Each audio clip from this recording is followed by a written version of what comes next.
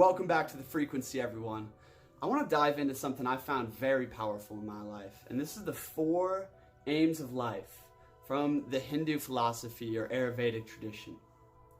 Now, I was just out in California sharing this with some people, and they found it to be very clarifying and wow, it's okay to be doing this. This is, clarifying in how we should be living right now. And also, I kind of want to, hit on a spiritual trap I see, which has to do with moksha, which is one of the aims of life, and why a lot of people in the spiritual community feel stuck, feel kind of like unsure whether they should like throw themselves into, business or family or spiritual practice, or like, where should I go? This might help you. So my friends, let's dive in here. If you guys want to talk to me one-on-one, you can apply for a free session, link in the description. Without further ado, we have Dharma, Artha, Kama, and Moksha. Okay? And this is my understanding of it. This is how I use it in my life. There's many different interpretations of this. But Dharma, to me, is divine law. It's universal order and living in harmony with the inner law and outer law. You see, we have an inner truth, right? We have, our own Dharma. And to live in alignment with the universal laws out here to create harmony in our life, to create energetic integrity, right? So that we are building power. We are living into our strongest life. This is Dharma. Artha is purpose, wealth, means of existence, means of life, right? And this one is what I really want to focus in on here and maybe in the following video on resistance.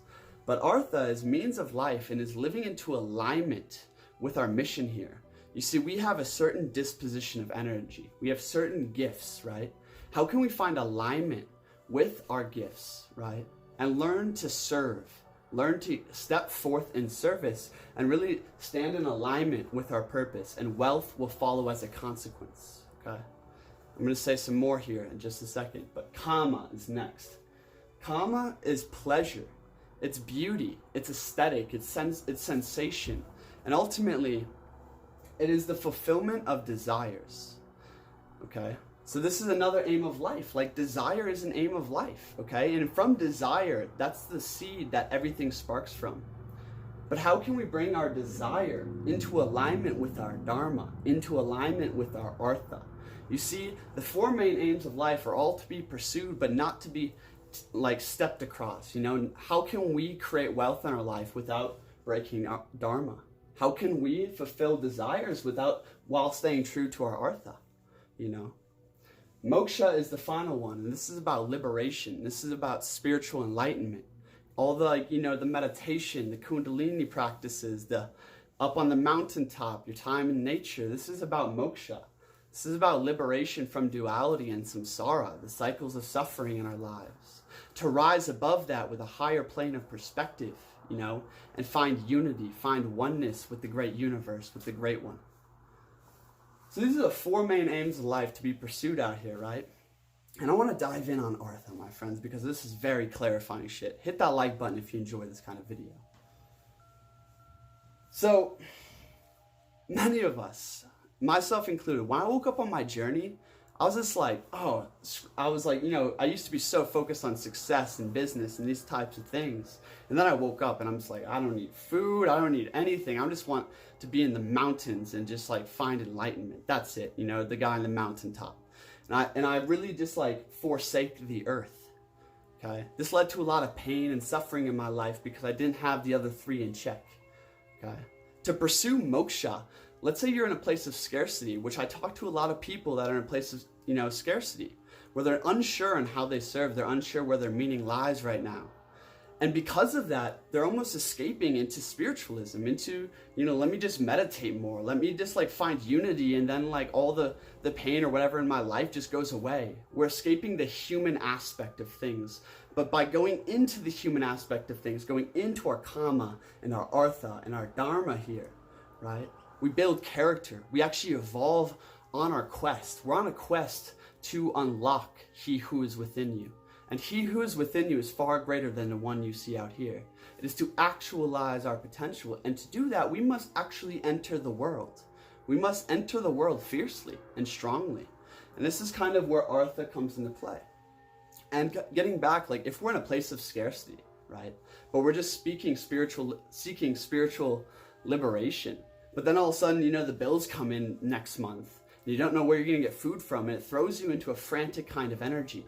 All of a sudden, you're trading your energy for money, or you're trading, you're in scarcity. And this shatters your mindset. It might shatter your virtue and your practices. It might shatter, all of a sudden you're desiring money with a greed instead of desiring service with a love,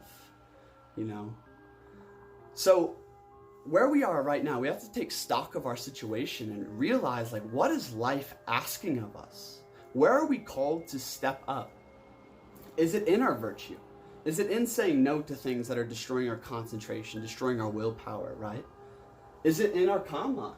Are we desiring these very lustful or greedy or base things? Can we, bring our karma up to a higher level? Can we start placing our desire, placing our thoughts on what is best for us, even higher, what is selfless, right? So looking at our life and taking stock right now is are you in scarcity, right? Okay, well, maybe you are. A lot of people I've been talking to have been. And the idea of it's okay to create Artha, it's okay to enter into the world and really place your time and energy and mindset on how it is that you can live in a lifestyle that supports your highest well-being. You see, in ancient Ayurvedic tradition, in my mind, wealth was almost a symbol of spiritual maturity. That's why in Hinduism, we got all the elephants and gold and purple wearing, because wealth came from being in alignment with your mission, doing that which is most meaningful to you as a service to others. Wealth follows in consequence, right? And to create wealth in our life is to create current in our life. To create current in our life is to align with our gifts, to align with our own divine nature, our true nature, right? And step forth. And it takes practice, it takes work, it takes effort, Artha, means of life, to support yourself so you can create the environment, you can create the space for you to grow into your heights. My friends, look at your life right now. Is the environment, is the abundance there to support you in your highest unfoldment?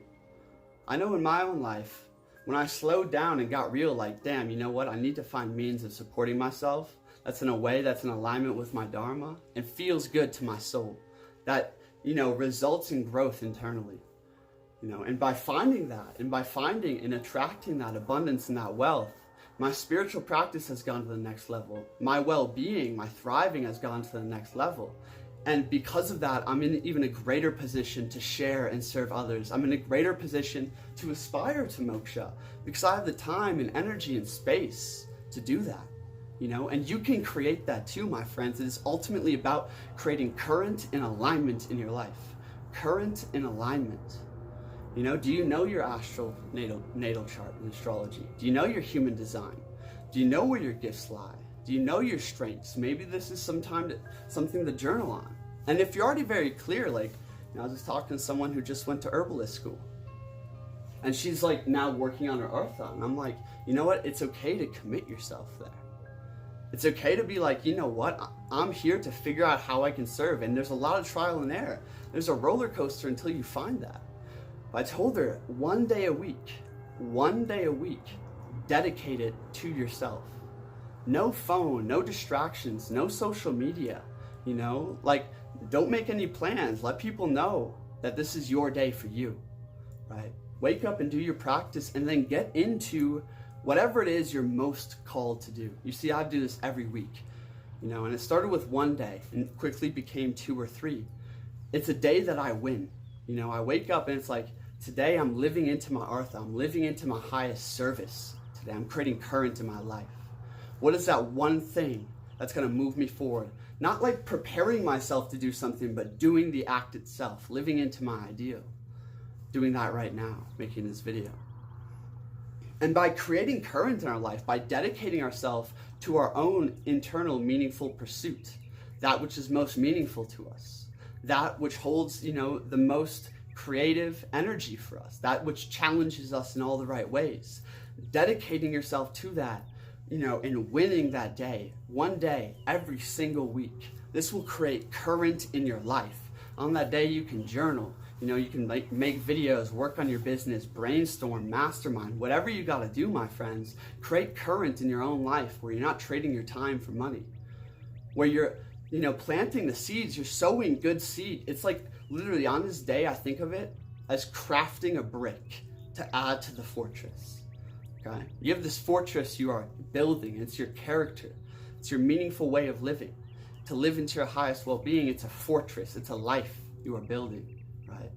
You craft a perfect brick on that day and add it to your fortress. What can you do? How can you win? What is your real capacity out here, my friends? So that's Artha.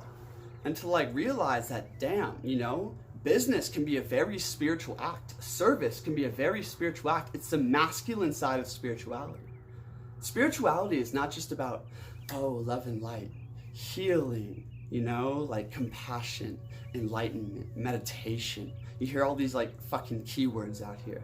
In my mind, my highest spiritual acts are in service. They are actions. It is by doing that which my deepest self wants to do and doing it with virtue in a way that challenges all my faculties. That's when I feel alive. That's when I feel connected to spirit. Yes, I feel connected to spirit when I'm meditating, you know, or like in the stillness. But that spirit manifests in the action, okay? And like, damn, when I'm in alignment with that and I'm doing, like making this video, this is what unlocks energy in my life. It creates current in my life to evolve my character, to evolve and, you know, like facilitate spiritual growth. So it's realizing that through service, that through righteous acts, that by doing that which is most meaningful to you, you create meaning in your life.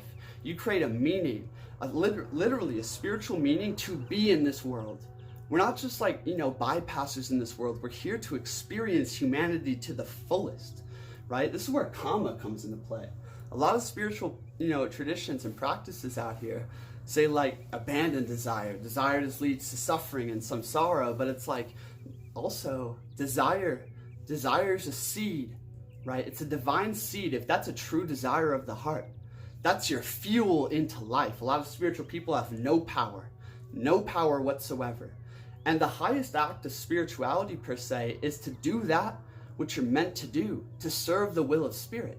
And to serve the will of spirit, you need power, right?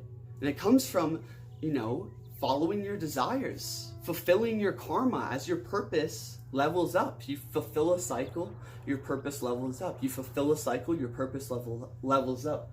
It's okay to desire. Elevate your desires to that which is in alignment with your nature, that will one day serve your highest well-being, that will challenge you in the ways you must be challenged, you know? And to do these two things, to align your desire, to align your vision, what you really want, right? And remind yourself of that, to think on that. I have documents about building energy that have everything to do with karma, you know? But to do that in alignment with Artha, right? And not, you know, not cross step over your dharma. By getting these three pillars in alignment, moksha opens up to you, okay? We'll not reach spiritual enlightenment or liberation if we have unfulfilled karma in this life. You have things we're meant to do, you know, especially in this time. Like, what's your sacred song singing? Where's your mission? We're in this time of massive change, of great awakening. Many people are being roll called to step up by the universe. Are you being called to step up, right? It's okay to heed that call. It's okay to go all in, to enter the world with strength. And guess what? That is a very spiritual practice. I bet you will grow more that way than you will sitting on any fucking mountaintop for any period of time. There's a time and a place for that, but there's a time and a place for Artha, okay? There's a time and a place to live in alignment with your meaningful work, to find that meaningful work, and to go all in on it, even if it's for one day a week. Create current in your life. That's really the main chunk of the message I wanted to share right here, my friends. In part 2, I want to dive into resistance. So hit that subscribe button, because when it comes to Artha and doing what you are called to do, wherever your calling is strongest, resistance will be equal and opposite. And a lot of the time we're like, damn, is this what I'm meant to be doing? I feel so much resistance to doing this, or this is really hard for me, but I know I want to do it. Like, what's going on here? Let's talk about that next video. Thanks for being here, my friends. Hit that like button, drop a comment below with your thoughts, and make sure to share this, because that's the only way people find these kind of messages. Thank you so much, my friends. Find your Dharma, find your Artha, and let's get powerful out here. Blessings, my friends. Peace.